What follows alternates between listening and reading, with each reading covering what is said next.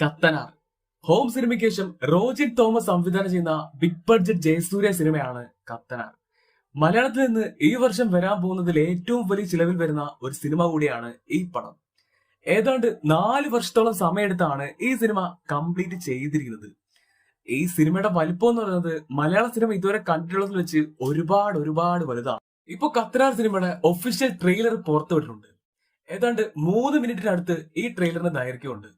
ആ 3 മിനിറ്റിനുള്ളിൽ അതിന്റെ അകത്ത് ചെയ്ത് വെച്ചിരിക്കുന്നത് എന്തിൽ ലെവൽ സാധനമാണ്.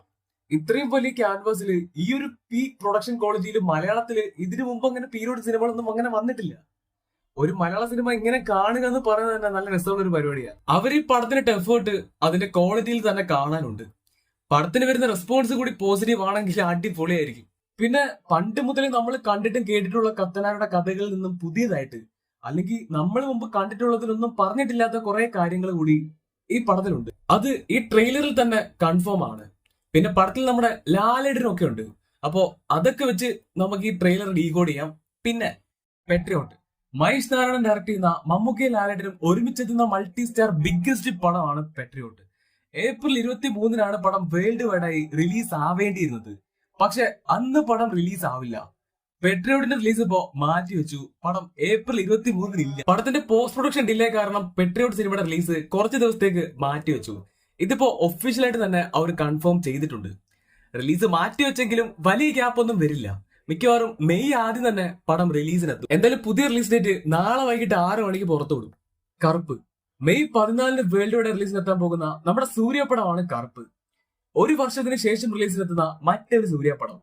ഇപ്പോ ഈ പടത്തിന്റെ റിലീസിന് ഇനി ഒരു 44 ദിവസം കൂടി ബാക്കിയുള്ളൂ.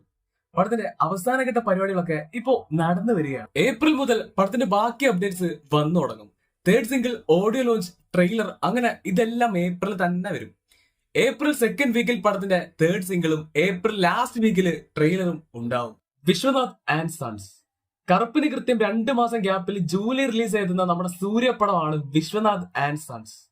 വെങ്കി അത്തുലൂർ ഡയറക്ട് ചെയ്യുന്ന ഒരു ഫീൽ ഗുഡ് ഫാമിലി എന്റർടൈനർ ആണ് പടം. ഇപ്പോ ഈ പടത്തിന്റെ ഭാഗത്ത് നിന്നും ഒരു ചെറിയ അപ്ഡേറ്റ് എത്തിയിട്ടുണ്ട്. വിശ്വനാഥ് ആൻഡ് സൺസിന്റെ ഫസ്റ്റ് സിംഗിള് വരാൻ പോവാണ്. ഈ ഏപ്രിലിൽ തന്നെ പടത്തിന്റെ ഫസ്റ്റ് സിംഗിള് ഉണ്ടാവും. സൂര്യയുടെ വരാൻ പോകുന്ന ഒരു പടം. നമ്പർ കൃത്യമായിട്ട് ഏതാണെന്ന് പറയാൻ പറ്റില്ലെങ്കിലും ഈ പ്രോജക്റ്റ് കൺഫേം ആയിട്ടുണ്ട്. ഒരു 5 കൊല്ലം മുമ്പേ എങ്ങാണ്ട് കമ്മിറ്റ് ചെയ്തൊരു പ്രോജക്റ്റ് ആണ്.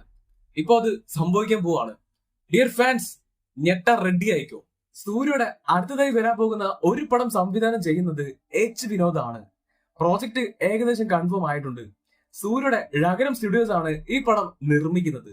ഉള്ളതാണെങ്കിൽ നല്ലതുപോലെ എടുത്താൽ മതിയായിരുന്നു. ജനനായകൻ ദളപതി വിജയുടെ കടൈസി പടം റിലീസ് മുടങ്ങിയിട്ട് ഇപ്പോ 4 മാസം ആവാൻ പോകുന്നു.